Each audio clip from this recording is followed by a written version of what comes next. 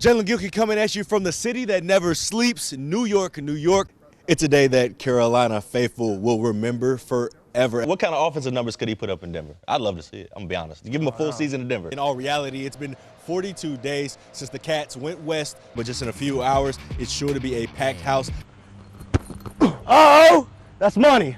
Always good. Money. That's money. But the word of the day is stunned. The Caniac faithful are stunned. The NC State Wolfpack, who picked up their 8th win in a row, when that final buzzer sounded, I had a lot of feelings. First it was devastation, then it was just heartbreak. Today we were introduced to the newest head football coach for the North Carolina Tar Heels, Bill Belichick. Sean, can I just keep it real with you, man? I know in the National Football League, there's no such thing as moral victories. We've got some local guys that were committed to the previous regime. Yeah. What is your message to them? Because they might be a little weary with the change and, what their future holds. And for all the Aggie alumni out there, what is the number one thing they need to know about you and what your football program is going to be?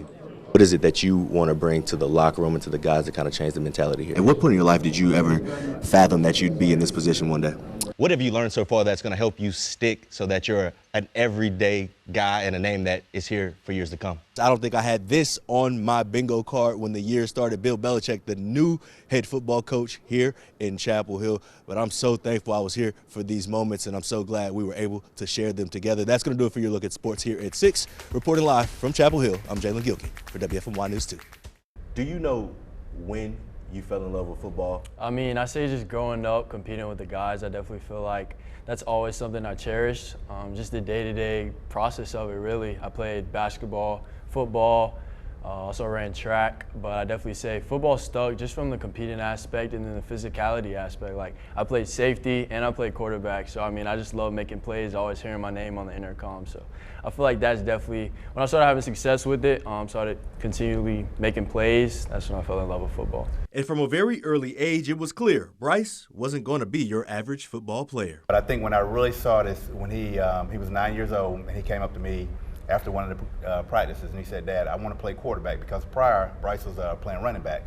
So I was like, "Okay, let's give it a shot." So we stayed after practice one day and he was just throwing with me. And then from then on, every practice after we got done, everyone else was leaving. Bryce said, "Dad, let's stay. I want to get some extra work in." I'm like, okay, this kid's pretty special. He's taking this serious. So from the age of 9, Bryce knew he wanted to be an NFL quarterback, and his competitive instinct was undeniable, even when he might have been outmatched by his 2 older brothers. So even at the young age, Bryce will go out there in the backyard with his brothers, and they go after it. And they didn't take it light on him either. And I think that helped him become the competitor that he is. Because one thing about Bryce, he does not like losing. I mean, he would go over and over. I mean, he get to the point where he'd get upset if he would lose. But yeah, having them older brothers definitely helped him out a lot. That fiery nature led Bryce to become one of the highest-rated high school quarterback recruits in the nation, and college coaches from all over began to take notice. My family definitely helped me all throughout that process, and it overall allowed me to find peace in it. Like I had a specific or strategic method to grade each school when you're first going through the recruiting process. We always told Bryce, just learn to say no. Sometimes you can learn to say no and say, I make decisions as a team and we'll get back to you in 48 hours. So that was really important to kind of allow him to have that time to think, give him a little bit of peace before jumping into situations he didn't necessarily want to be in.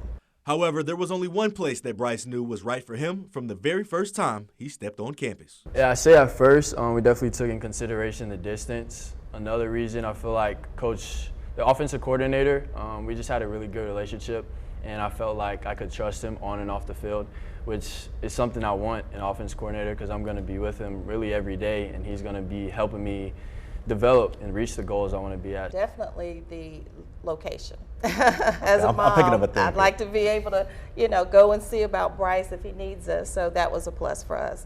But I really think when he decided to choose Chapel Hill, we were just elated. So for more than a year, Bryce and the Bakers were ready for BB2 to be the next great QB to come out of Chapel Hill.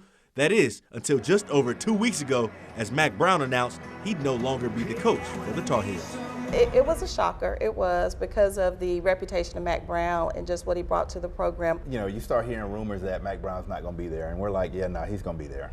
We already know he's not going anywhere. So when it happened, yeah, that took us, we had to take a step back. So as one coaching legend walked out of the doors of Kenan Stadium, rumors started to swirl that the greatest coaching mind in the history of the sport was making his way to Chapel Hill. I just feel like with Coach Belichick being there now, he has a next tier of like networks and experiences dealing with kind of where I want to go, like be a Hall of Fame quarterback, and he's firsthand experienced that. So I just feel like he has another level of accountability that he can hold me to.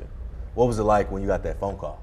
Yeah, it was super cool. We set up a Zoom call like an hour after his initial press conference, which is crazy and shows that I was kind of priority to him and how invested he is in the team, which is cool, and I have my whole family on it, and I appreciate them for that. And with that call, Kernersville's Bryce Baker is the first ever signee of the Bill Belichick era in Chapel Hill, a moment he and his family will cherish forever.